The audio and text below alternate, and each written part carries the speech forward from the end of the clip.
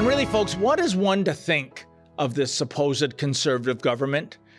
After all, Ford himself turned on the grassroots members of Ford Nation during the pandemic, calling them a bunch of yahoos, merely for standing up to draconian mandates that were taking away their freedoms, not to mention their livelihoods. Mind you, business was booming at Ford's Deco Labos company, for there was such great demand for all those COVID-19 warning signs and those floor arrows during the coronavirus hysteria. Still, one thing has become crystal clear these past 5 years, contrary to popular belief. Doug Ford is not Rob Ford.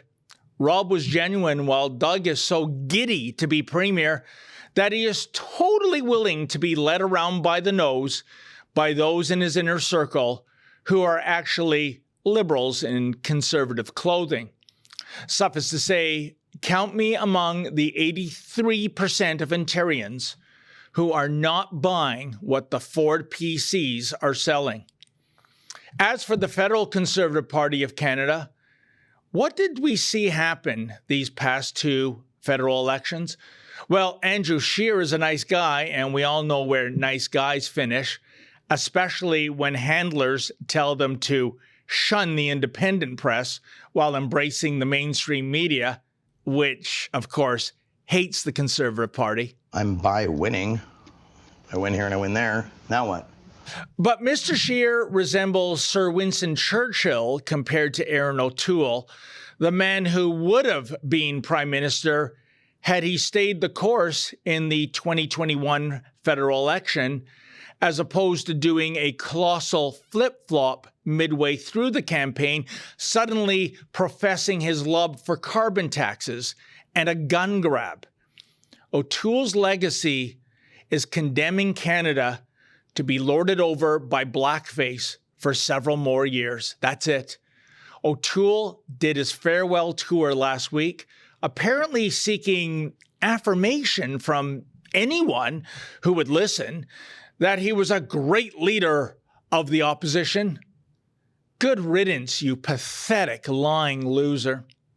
Speaking of losers, I have one more for my list, and you're looking at him. It's me. For perhaps someone like me in Canada in this year of 2023 is indeed a total loser, someone who supports conservative values, someone who wants a leader who says what he means and means what he says. But maybe Canada, when it comes to the municipal, provincial, and federal levels, well, maybe it's moved on. Maybe the indoctrination tactics embraced by the education system and the public sector unions and the mainstream media, well, maybe it's resulted in an electorate that has now been conditioned to vote left. Maybe someone such as yours truly is about as relevant as a dinosaur on the brink of an ice age. My beloved city has a Marxist mayor. The province is ruled by progressive conservatives who are far more progressive than they are conservative. As for the federal government under the blackface liberals, well, it's an Orwellian farce, isn't it? Indeed, is that our choice today, at least for those who reside in Eastern Canada?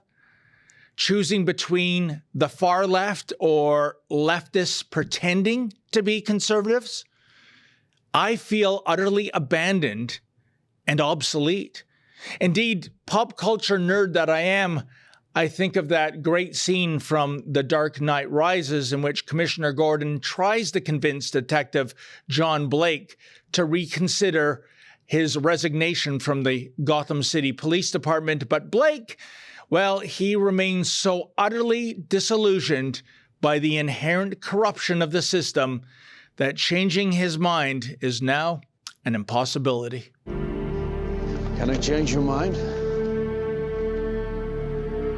About quitting the force? You know what you said about structures becoming shackles. You were right, and I can't take it, the injustice. Still, hope, as always, abounds. The current Conservative leader, Pierre Poilievre, is certainly saying all the right things, be it defunding the CBC or standing up for gun owners' rights or promising to axe the carbon tax. Will he follow through on those promises should he become leader, or will he do an O'Toole? Well, we shall see. Poilievre committed a terrible fumble a few months ago when he unfairly denounced German politician and freedom fighter Christine Anderson. Hey, the not-so-dynamic duo of liberal dirty trickster Warren Kinsella and the disgraceful Brian Lilley, well, evidently they convinced the Conservative leader to smear Anderson, and he inexplicably abided. Meanwhile, earlier this month, Blackface was shaking hands with a bona fide Holocaust denier overseas, something the trained seals in the mainstream media chose to completely ignore. I know many freedom fighters abandoned Poilievre over the Anderson fiasco. In the months leading up to the next federal election, can Poilievre win these people back? Again, we shall see. In the final analysis, I guess my point is this: whether the next federal election is later this year or next year or in 2025, if there is not regime change in Canada, I fear our nation is truly lost. Can we really afford to have a Marxist in power in Ontario's largest city and a phony Conservative running Canada's largest province? And yet another term for the scandal-plagued Liberals running what's left of our great Dominion? Because should the blackface tyranny continue as we head into the next decade, I truly believe people like me are indeed contemporary dinosaurs, people who really need to plan our exit strategies. Bottom line, Costa Rica is looking pretty good these days.